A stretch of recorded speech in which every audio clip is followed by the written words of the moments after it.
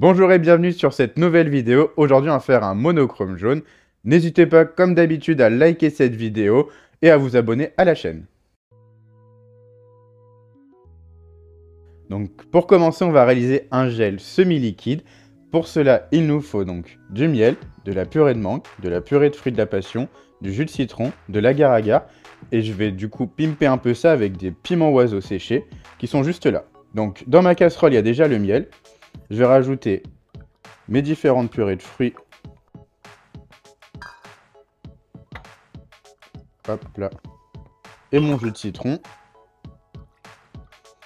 Je vais ajouter également le piment oiseau. Et je vais porter tout ça à ébullition sur le feu. Donc là, c'est en train de bouillir. Ce que je vais faire, c'est que je vais couper le feu, mettre un film. Et du coup, je vais laisser donc infuser une dizaine de minutes. Donc après 10 minutes, je récupère mes petits piments oiseaux et je vais pouvoir continuer ma recette. Donc là, je vais donc pouvoir ajouter mon agar-agar. Et porter à nouveau à ébullition pendant une bonne minute. Mais une bonne ébullition, donc là, il va falloir que j'augmente le feu. Donc la bonne ébullition pour bien activer mon gélifiant. Une fois que ce sera fini, je débarrasserai tout dans un autre contenant et je ferai prendre au froid. Donc là, ça commence, je vais compter une minute. Et après, je vais tout débarrasser dans un autre contenant. Ok. Donc là, ça va faire une minute.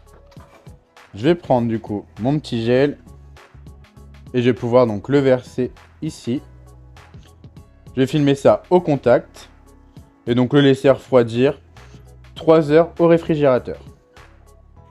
Donc là, j'ai récupéré mon gel, enfin ma petite gelée qui était au frais. Et donc, qui a eu le temps de bien prendre. Je vais venir la mixer avant de la couler dans mes moules à insert.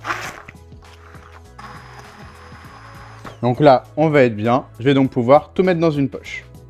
Donc là, maintenant que c'est en poche, je vais pouvoir le mettre dans mes moules à insert. Donc, je les remplis pas jusqu'en haut, parce que sinon, ça va déborder de mon moule à entremets. Une fois que c'est fait, je vais venir les tapoter un petit peu pour bien les lisser et que mes inserts aillent bien dans les ongles. Et ça part au congélateur minimum 3 heures. Et donc là, on va faire la préparation pour notre bavaroise du coup. Notre bavaroise qui va être à la mangue, au citron et au curcuma. Pourquoi curcuma? Bah, c'est jaune et puis j'aime bien en fait la petite note épicée que ça apporte. Donc du coup, pour faire notre bavaroise, il nous faut une partie de crème anglaise gélifiée qui a refroidi. Donc on va commencer par cette partie de crème anglaise gélifiée qui va refroidir. Donc ici on a de la purée de mangue, on a du miel, du jus de citron, de la gélatine, l'eau pour hydrater la gélatine en poudre, le curcuma et les jaunes d'œufs. Pour commencer, je vais hydrater, j'aime bien ce petit bruit, la gélatine avec l'eau. Ça part au frigo, histoire d'accélérer un petit peu le pouvoir de la gélatine. Ensuite, dans ma casserole, avec donc ma purée de mangue, je vais rajouter mon jus de citron. Et je vais rajouter le curcuma. Et ça, je vais mettre ça à chauffer puissance 6 pour commencer. Pendant ce temps-là, ça me laisse du coup un peu de temps pour mélanger mon miel et mes jaunes d'œufs. Donc après, le miel, vous pouvez jouer un petit peu aussi sur ce curseur.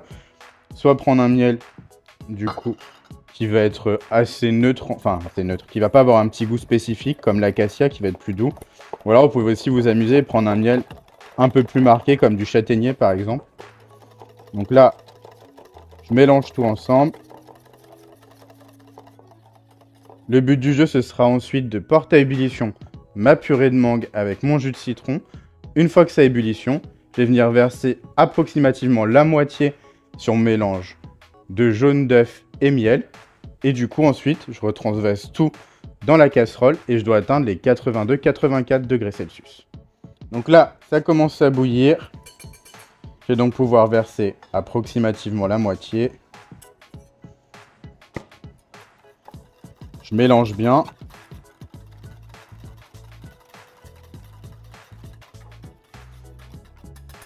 Et du coup, je vais tout retransvaser dans ma casserole. Je me suis préparé un petit thermomètre, hein. Si vous n'avez pas de thermomètre chez vous, vous avez pu voir dans de précédentes vidéos qu'on fait aussi à la nappe. C'est-à-dire on regarde l'épaississement après de notre crème anglaise et on juge de sa cuisson comme ça.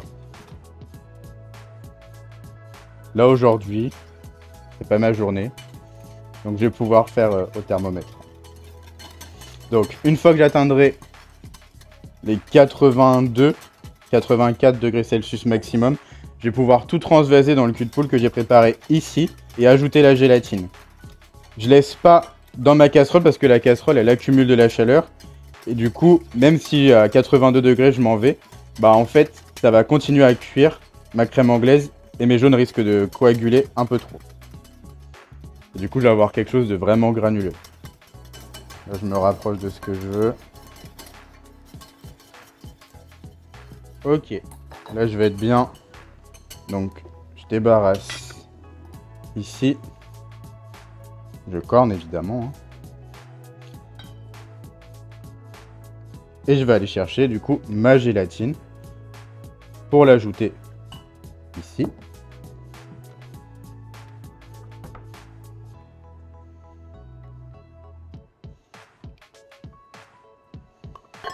Si votre crème anglaise elle est bien cuite, normalement il n'y a pas besoin de donner un petit coup de mixeur. Si elle a légèrement du coup coagulé, vous pouvez donner un petit coup de mixeur pour bien la lisser, hein.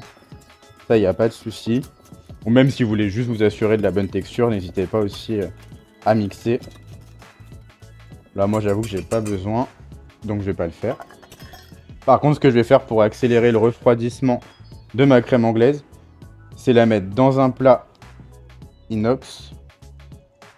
Comme ça, elle va être assez fine en épaisseur. Et en la mettant une demi-heure, trois quarts d'heure au congélateur, du coup, elle sera bien redescendue en température et je pourrai continuer ma bavaroise.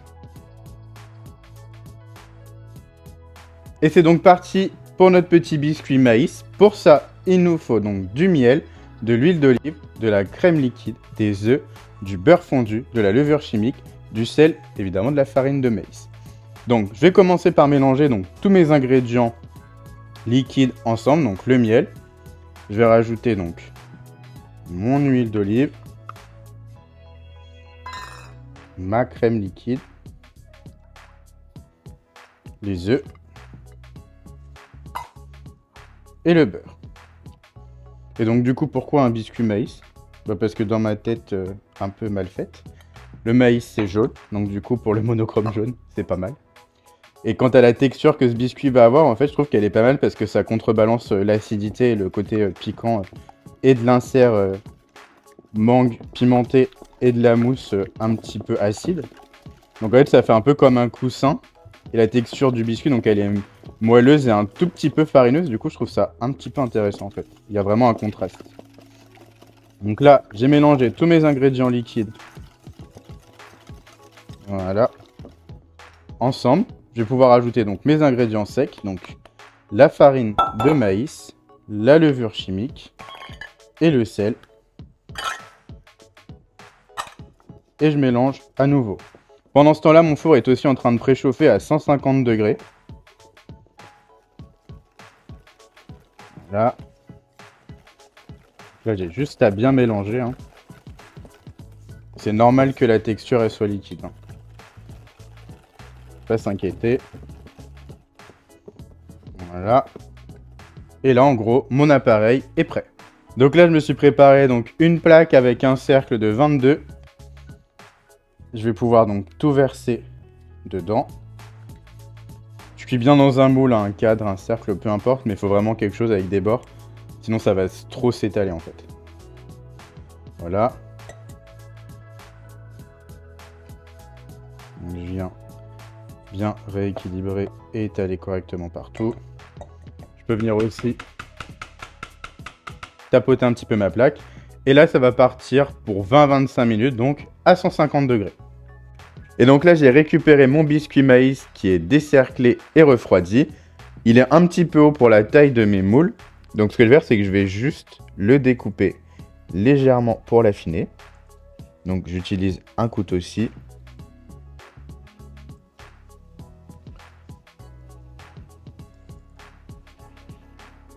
Voilà. Je vais pouvoir donc enlever mon petit chapeau. Ça, le reste, soit je peux me le découper pour faire des petits inserts et du coup le mettre sur des petites tartelettes par exemple, soit je peux le congeler et le réutiliser plus tard.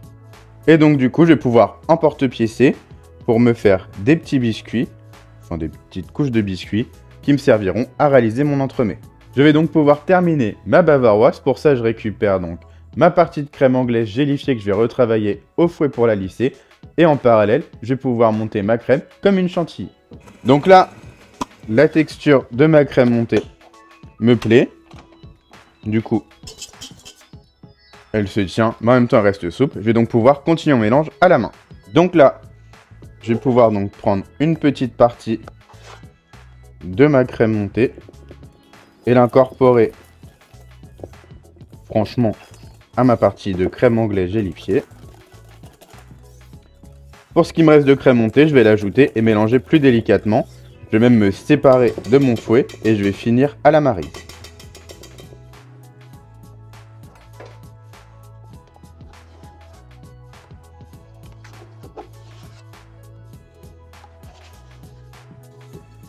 Voilà. Et du coup, je vais mélanger donc plus délicatement, histoire de ne pas faire retomber ma crème montée.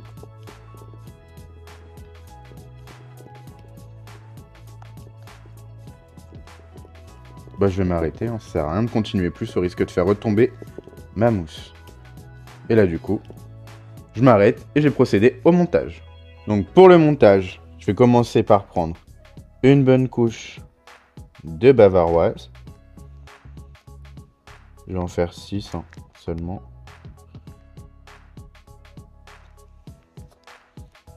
Je vais venir donc tapoter un petit peu ma bavaroise pour être sûr de ne pas avoir de bulles d'air au fond de mon moule. Je vais venir aussi chemiser donc mes bords avec ma bavaroise. Toujours pareil, je ne veux pas de bulles d'air après.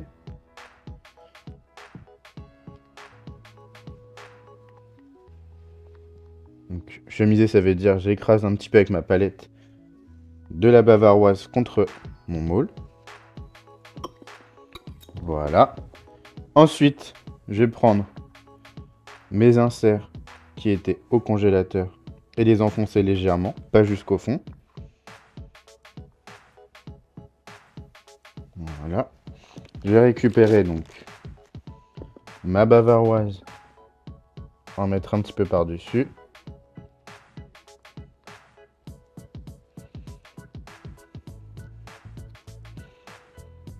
Et ensuite, je vais finir donc avec mon biscuit maïs que je viens enfoncer légèrement pour être sûr de bien pousser toute la bavaroise. Toujours pareil, ça aide à ne pas avoir de bulles d'air après à la fin.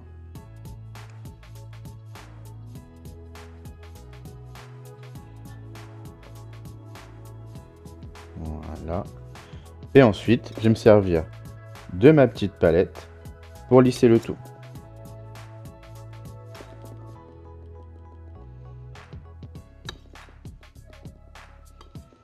Et voilà, mes entremets sont prêts, j'ai plus qu'à les congeler pour au minimum 3 heures.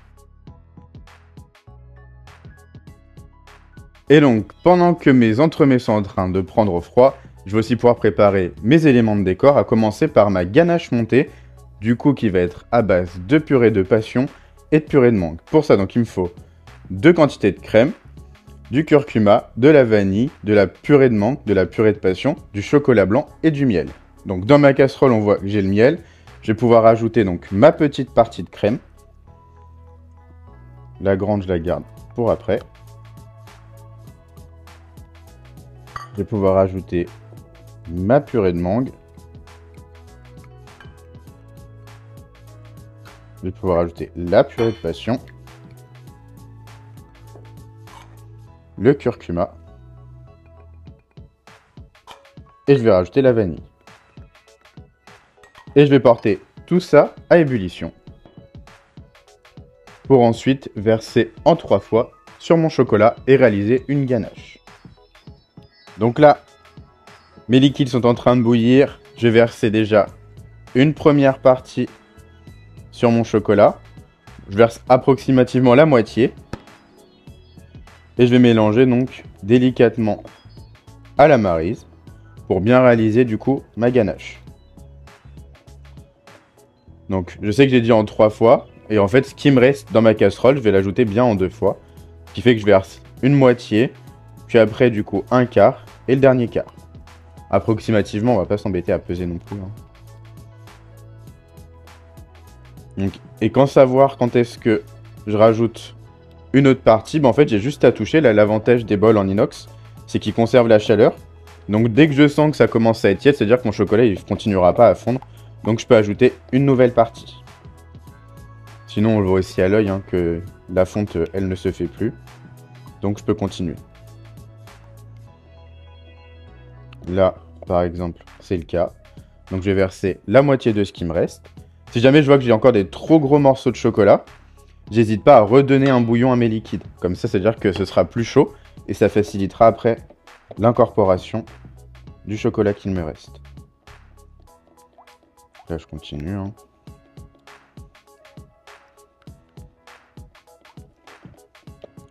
Reste un morceau récalcitrant qui est un peu plus gros, donc c'est normal.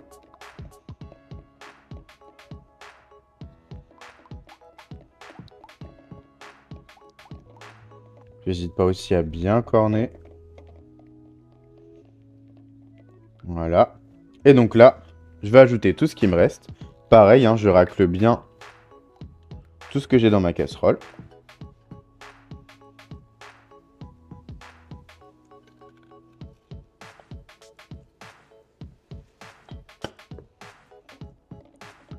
Et je continue à mélanger. Si jamais vous préférez, vous pouvez aussi faire ça au mixeur plongeant. Ça pose pas de soucis. Voilà. Et donc là, comme cette partie est terminée, je vais pouvoir ajouter donc toute la partie de crème froide qui me reste. Cette fois, du coup, une fois justement.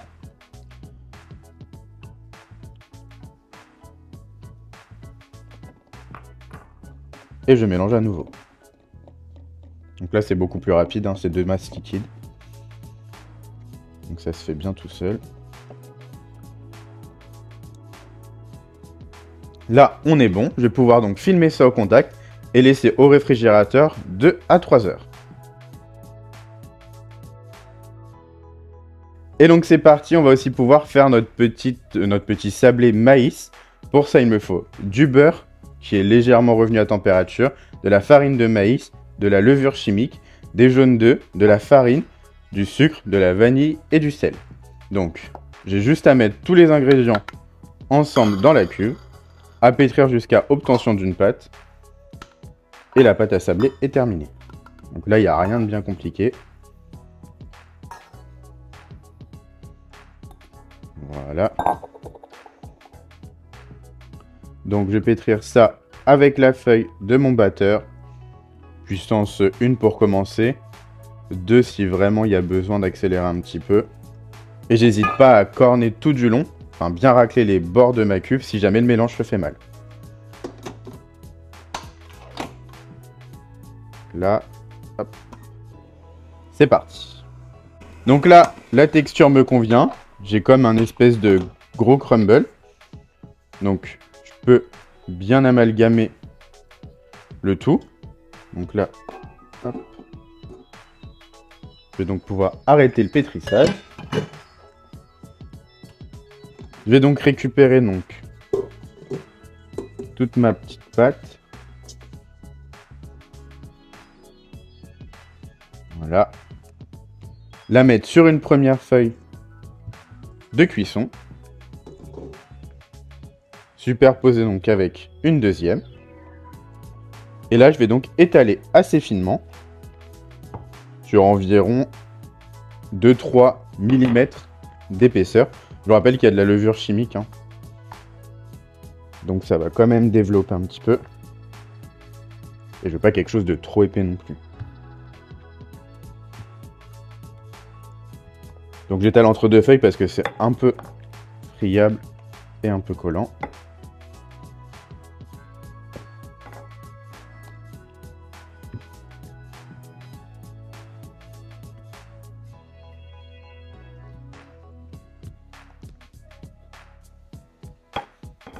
pas trop mal. Tac.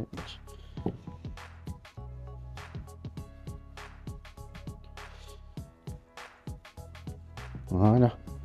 Là, je vais être bien. Ça va donc pouvoir partir au congélateur. Et donc, dernière préparation pour la finition de notre entremets. Une petite gelée en fait qui va venir recouvrir et servir de glaçage à notre entremets. Pour ça, il me faut de la purée de mangue, du jus de citron, de la pectine, du sucre et du miel. Ça, c'est mon récipient vide qui me servira à tout recueillir à la fin. Je ferai refroidir dedans et en fait, ce sera plus facile de glacer avec ce type de récipient. Donc en gros, je peux laisser de côté pour l'instant. Ce que je vais faire ensuite, c'est que je vais mettre donc dans ma casserole où il y a déjà la purée de mangue. Je peux rajouter donc mon miel. Je peux rajouter aussi le jus de citron. Voilà. Et je vais mettre déjà tout ça sur le feu.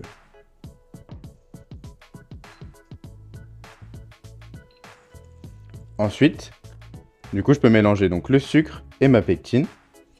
Donc juste avec une fourchette, ça va éviter que ma pectine fasse des petits grumeaux. Donc là, je vais laisser tiédir pendant une trentaine de secondes mon liquide. Et ensuite, je vais pouvoir incorporer en pluie mon mélange de sucre et de pectine. Donc là, c'est bien tiède. C'est parti pour l'incorporation du sucre et de la pectine. Donc je verse en pluie, toujours pour éviter de faire des grumeaux.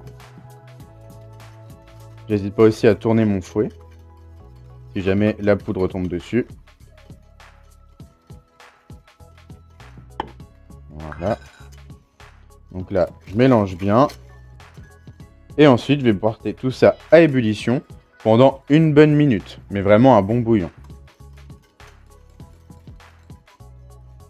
Donc là, je suis en train de faire monter en température. J'ai pas besoin de mélanger super vite. Faut juste mélanger partout, histoire d'être sûr que ça accroche pas. Donc là, c'est en train de commencer à bouillir. Donc je vais compter une bonne minute. 1 minute later. Ok, donc là, ça va faire une minute que c'est en train de bouillir. Je vais donc pouvoir arrêter le feu. Retirer mon fouet. Et je vais donc verser tout ça dans mon grand récipient.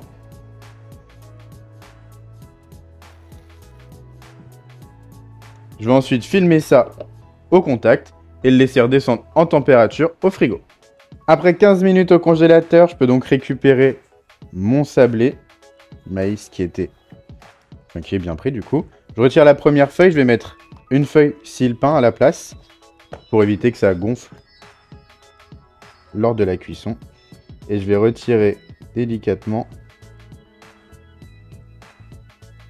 la deuxième feuille pour envoyer en cuisson pendant 15 minutes à 180. Voilà. On enlève la petite surépaisseur qui est là. À la sortie de cuisson, je viendrai emporte-piécer directement à l'aide de ce petit emporte-pièce là. Parce que comme ça me fera une forme qui n'aura pas bougé à la cuisson et qui aura bien du coup ce petit côté dentelé. C'est parti. Donc là, j'ai récupéré donc mes petits biscuits maïs que j'ai emporte-piécés à la sortie du four et du coup qui ont eu le temps de refroidir. Donc là, je les prépare sur une petite plaque parce que je vais pouvoir attaquer le glaçage de mon entremets. Donc pour ça, je me suis préparé donc une plaque arbor filmée pour récupérer l'excédent de glaçage que je peux réutiliser, une grille pour laisser couler les excédents de glaçage. Mon glaçage est ici dans mon espèce de pichet. Je l'ai réchauffé à 45 degrés. On peut mixer si besoin, fais attention à incorporer le minimum de bulles d'air possible. Et j'ai préparé des petits pics pour pouvoir du coup piquer mon entremets et le déplacer juste après. Et donc là, c'est parti. Donc là, je peux récupérer donc mon glaçage et le verser généreusement sur mes entremets. Voilà. Si besoin, j'ai une petite palette qui me sert également à lisser les excédents. Je tapote pour tout supprimer. Et ensuite, donc, à l'aide d'un petit pic, je viens planter dans mon entremets. Je viens érafler comme ça sur ma grille pour enlever les excédents. Et je vais venir donc déplacer sur mon petit sablé. Là, je tourne mon petit pic et je le récupère. Je recommence, je plante, je racle comme ça pour enlever les excédents. Je déplace sur mon sablé et je tourne le pic pour le retirer. Et donc là, mes petits entremets sont quasiment prêts. Il me reste juste à monter ma ganache montée, curcuma, passion et mangue. Et donc voilà la texture de ma ganache montée après foisonnement. Et donc là, je vais pouvoir donc prendre mon petit gâteau dans ma main. J'ai la poche du coup dans l'autre avec une douille vraiment fine. Je vais venir donc pocher par-dessus des traits de ganache. Donc là pour le coup j'aime bien le côté un peu irrégulier.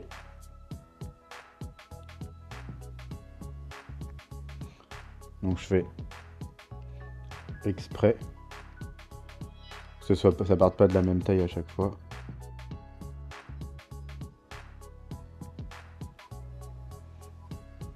Voilà par exemple ce que ça donne. Et je vais faire la même chose avec les autres. Et maintenant que le pochage est terminé, je vais juste venir zester un petit peu de citron par-dessus. Citron jaune évidemment pour rester dans le thème. Ça y est, nos petits entremets monochrome jaune sont terminés. On peut voir qu'ils respectent bien le code du monochrome. Tout est jaune de l'extérieur à l'intérieur. Sur ce, au plaisir de vous retrouver sur une prochaine vidéo.